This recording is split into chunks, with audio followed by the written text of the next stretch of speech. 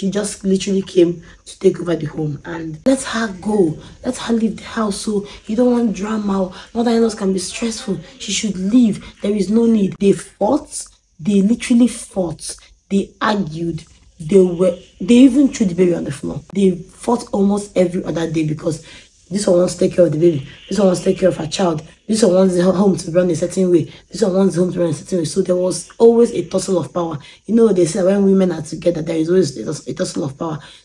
Hi guys, welcome back to my channel. It's your favorite girl, Enki Unfiltered. The unfiltered mama for everything general motherhood.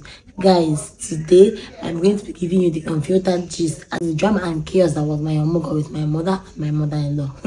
If this is a video you would love to watch, kindly stay tuned and let's get right into it. But first of all, my name is Enki Unfiltered. In case you are new here, I am a wife, a mother, a content creator, a lawyer, and I am based in Abuja, FCT, Nigeria.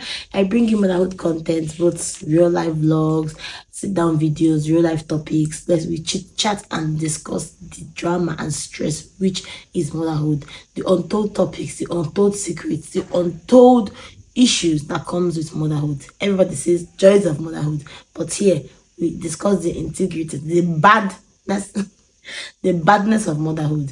If it's the channel you would love to associate with, do subscribe to my channel, like this video, share to your friends, comment, and tell me that you're new here so we can welcome you to our gang.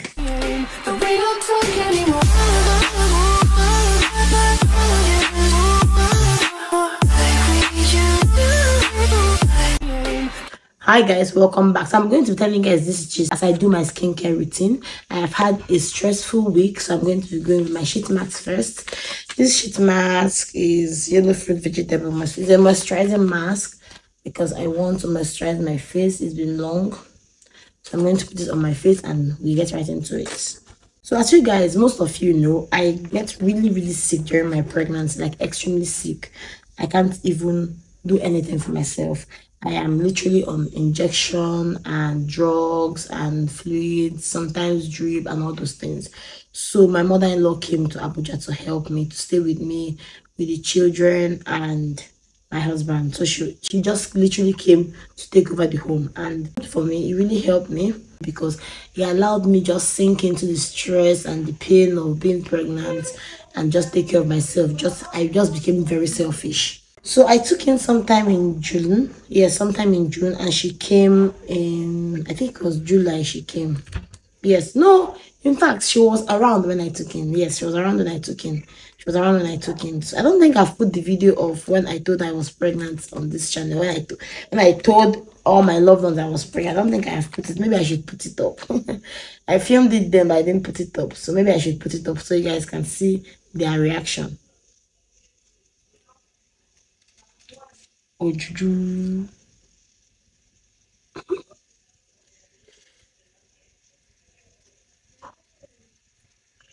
So I told her I was pregnant, and whenever I find I'm pregnant, it doesn't take time, I fall sick.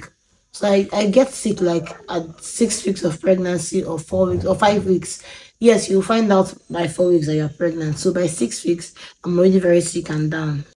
I told her I was pregnant and she was very excited. So she was in the house with us to see. She came to visit. She just came to visit us, normal visiting, not Omugwo or not that I was pregnant, just to visit us.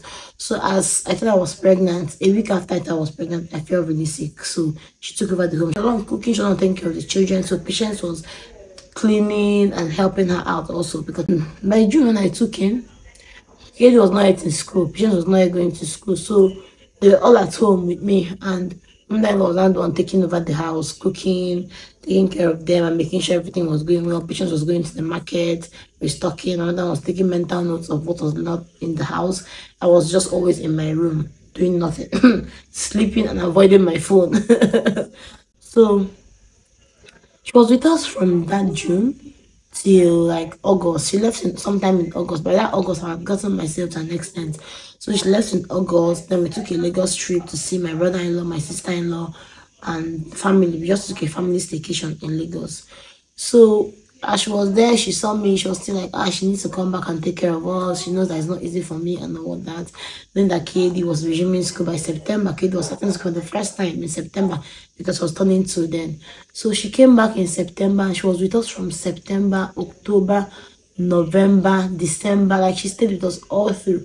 Throughout last month, and was literally with us, and it was very helpful because people don't maximize the use of help in motherhood. See, when you have any help you can get in motherhood, hold it tight, because motherhood on its own is very stressful and mentally tasking. So if mentally you are busy, physically you are busy, you are going to break down. You will break down, maybe not immediately, but eventually you will break down. So maximize and take advantage of any help you can get during motherhood journey. By January, I was almost due. I was due to give birth by February 12th. So I was due to have my son February 12th.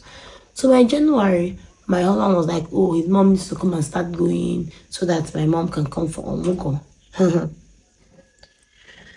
Yes, I know that people will say, yes, it's good, children should not be there at the same time, but let's wait first, just before you draw that conclusion, just hold on. I spoke to some of my friends, and I remember calling a friend of mine, and she was like, let her go, let her leave the house, so you don't want drama. Mother-in-laws can be stressful, she should leave, there is no need. They were on instance, they fought, they literally fought, they argued, they even threw the baby on the floor. They even threw the baby on the floor. You can imagine how chaotic it was. That Omugwo was very chaotic. They fought almost every other day because this one wants to take care of the baby, this one wants to take care of her child, this one wants the home to run a certain way, this one wants the home to run a certain way. So there was always a tussle of power. You know, they say when women are together, there is always a tussle of power. So there was tussle of power in the home, and it was very mentally draining for the girl that was supposed to be taken care of. So she was like, at the end of the day, nobody was helping her. She was not done doing everything, settling quarrel, settling fight, arguing with them, trying to make peace, trying to bring peace together, trying to bring peace in the home, trying for them not to keep causing chaos in her home, because it was stressful for both she and her husband and her child. So I was like, no, like, it won't be like that for me. My mother-in-law is not like that. My mom is not like that. Like, they are both different kinds of people, and I'm sure they'll be able to handle anything that is thrown their way. So my husband was like, okay, if you say so, it's fine. Let them come. Let your mom come as my mom said. And I was like, I need it because I need your mom to take care of KD. My mom will face Casey and I will face myself, because Patience was still going to school and I didn't want to overburden her, because when you're going to school, it's really stressful. In fact, I even literally had to find another help, because it was becoming mentally tasking for even Patience. I was pitying for her. She was awake during the taking care of KD, running the home, and like it was not easy at all, because the grandmas were facing Casey and taking care of Casey, and coupled with the fact that, as you guys know, Casey was purging at some point when he was born, so everybody, all the attention was on him. My husband was working, he was in the little he could do, but of course, what can he do for me? But then I was really happy. I maximized the help I had at that point. But I had my son by February 14th. My mom came in by February 12th, and she went to my sister's house to visit my sisters. So by the time I had my son, I came back by February 15th, because I was discharged the next day immediately. Like, I spent only 24 hours in the hospital. So I was discharged immediately, and I came home to my sister's house, waiting for my husband to come and pick me. I had BCG like 16th. So my husband was like, hey, just stay here and do the BCG. When you're done with the BCG now, come and pick you guys. And I was like, no, your mom is at home. She hasn't seen this boy. She has been with me from the journey of my pregnancy. And it's only right that I take this baby to her to go and see the baby. To go and see the baby. It's my mom that is at home, and I've had my baby. I wouldn't want to come and sit in my sister's house, whereas she's just at home and she has not seen the baby, knowing that she has been there helping me from the beginning of the whole journey. It's only right that I take the child to her father to see her grandchild. So I was like, okay, no problem, I'll come and pick you guys. So he picked us and took us back to the house. She was so happy to see her grandson. She was excited. She was very happy. I was calling him Valentine, even though I didn't want that name Valentine. So my mom was in the room with Casey. My mother-in-law was in the room with KD and Patience. I was in the room with my husband. I didn't want baby. My mom was doing both morning shift, night shift, because I was going crazy, being that I had a very traumatic birth. If you have not watched that video, go and watch that story. And I needed to just recover and rest. So they took over the work completely. My mother-in-law was cooking and taking care of KD with Patience. My mom was in charge of Casey, taking care of Casey and myself, and I was also taking care of myself. My mom was also running the home, being that was overseeing everything and trying to make sure there was order in the home. I've had mothers that say, oh, when I have my child, I don't want anybody touching my child. I want to take care of my child completely. I don't want anybody helping me. I want to be in charge of my child. And it's fine. It's good. But hey, you might run mad because you are still healing from that 9 months of pregnancy. You are healing from labor. You are healing from even the experience you must have gone through during delivery, and you still want to be done to do the whole thing alone. We mothers need to learn to maximize and utilize the whole help we can get after delivery. When I have my child, I utilize it very well. Since my mom was around, my mother-in-law was around, I would sleep and sleep well. Like I would sleep. I was not sleep deprived. As a new mom, I wasn't sleep deprived, and thankfully I had all the gadgets I needed. I had my breast pump, I had my sterilizer, I had my warmer, I had everything I needed. That, see, if I just pump and keep, but to feed that boy, I was only breastfeeding when I was awake and willing to do the work. So I wasn't overwhelmed. I wasn't overwhelmed. Now, I understand that some people would say my mother-in-law and my mom cannot be in the same house at the same time because at the end of the day, it will not work for me. I understand that. But in my instance, it worked for me. It helped me. They really, really helped me. They were both in charge of different aspects of the home, and the home was running smoothly. Both of them minded their own business, faced their own circle. My mom was in the parlor, always in the parlor watching. My mom was always watching news. So in the morning, she just bring baby out, stay inside, stay in the parlor, watch her news, press her phone, go on Facebook, do all those things. My mother was always inside her room praying. She's always praying. She likes to pray. When she prays, she answer call, talk to her family, enjoy herself, come out, join my mom in the parlor, watch TV, they will gist, she will hold baby, carry baby, make baby. Now, there's a balance. My mom does not have emotions. She doesn't really care. She's strong. Like, she's not all about, oh, babies, babies, babies. No, she will feed you and lay you down. You just stay there. Be on your own. Be independent. My mother-in-law will feed you and carry you. She will hold you. She will, Now, in case he likes her, because my mother-in-law has carried the hell out of him. She will hold you tight. She was always carrying him. She was always carrying him. And we let her be. Anyhow you want to parent, anyhow you want to grandma your child, that's on you. That's your do you. I tried not to interfere in however they wanted to do their thing. I was minding my business. I removed my eye. All I was about was my self-care. We allow the stress to become so much that sometimes you might even break down if you're not careful. Yes, you might break down. If you're not careful, you will break down as a new mom. I didn't let that happen to me. Call me a sport wife, call me a selfish woman, call me lazy, call me anything, but you see my self-care, I always take it on par. I am very intentional about what I digest. I am very intentional about how I take care of myself. I am very intentional about how I stress myself. I am very intentional about my health. I'm very intentional about my general well-being, because God forbid something happens to me, life will move on. So mothers, whatever situation you find yourself in, you need to sit up and know that you need to take care of yourself first. Because those children, if you leave, and you know what I mean by if you leave, life will go on and they will be alright by the grace of God. Yes, they'll be alright. So when you have the opportunity for someone to help you, for people to help you, it takes a whole village. So you need to utilize that whole village and be able to take care of yourself. If it's your friends, if it's your mom, if it's your dad, if it's your sister, if it's your brother, if it's anybody at all, your friends, anybody, any family member at all that is available to help you, allow them. Allow them. Don't say, I'll feed baby, I'll bathe baby, I'll clothe baby, I'll wash clothes, I'll clean the house, I'll sweep. Nigeria fun, you see. You don't use stress and go anywhere. You cannot keep stressing yourself and expect that you keep giving out value for.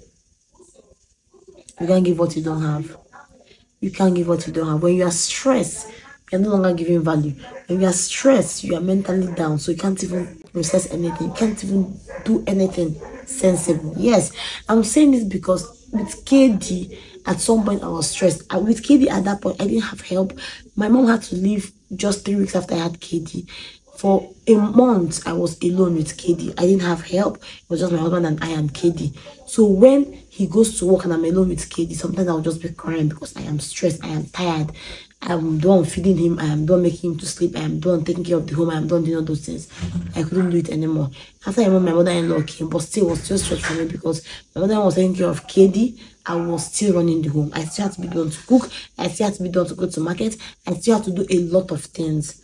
So one day I just broke down and said, you know what, let's get it. And now that I got my first patient, and she helped me, and I realized that Self-care was key, even in motherhood. Stop trying to do everything by yourself. Ask for help. Ask for help. Let your husbands know that you are slowly losing it. Because they don't even know. They don't even know how stressful it is unless they are involved in the home running. They don't even know how stressful it is. Sometimes, when my mom left, I was the one doing night shift with my son, Casey. My husband will not sleep because Casey will cry down the roof. So he'll be like, oh my God, I didn't even sleep. If I say, I did not sleep, I did not sleep.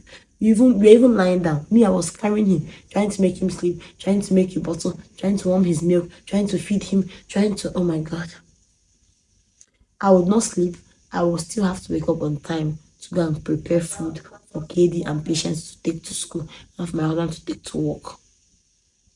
But you know, it was beautiful for me. After my mom left, during the nights, I take care of baby. During the day, in the morning, once it's 6 o'clock, once Casey wakes up, I take him and I hand him over to my mother-in-law. And she does the rest of the day. She takes care of him. That was the best thing. See, I was adamant to whatever anybody was saying. My self-care was key. If you like frown, you will do the work. I did not care. So I really utilized all the help I was getting during that first early stage of having my child. My son is 5 months, I'm going to 6 months, and I can say I am well rested, I am not mentally stressed, my mental health is intact. No stress. And this is one of the reasons why women have postpartum depression. Either from the stress they have not healed from delivery, the stress of pregnancy, the stress of having a newborn, they have not healed completely, and yet they keep taking up plenty responsibilities. Taking care of a newborn is tasking. Taking care of a newborn and a toddler is more tasking. Taking care of a newborn, a toddler, and running your home is, oh my God. Do you want to kill yourself? Try and ask for help. Women, always ask for help. When you need help, ask. Talk. If you don't talk, nobody can know how to help you. Talk, say your mind. Tell people that you need help. Beg, ask for help. That you need plenty people to come to your house and help you with your baby. Tell them to come. You cannot do it alone. I don't do strong girl anymore. You know they help anybody. It doesn't pay. Strong girl, they pay. I am soft like a flower. Any small thing I want, so I take advantage of all the help I have. My sisters, my friends will even come over to spend the weekend with me just to relieve me. My friend Adana would come. My sister-in-law came. Oh my God, my sister-in-law came during. I had Casey in February. She came in April. Yes, in March. Yes, March. She came in March and she stayed with me for almost a month. Took care of Katie, took care of Casey, took care of me, took care of the home. She was always doing cooking. She was taking care of Casey. When Casey would cry, she would take care of her. She go and sleep. Let me take care of them. Oh my God.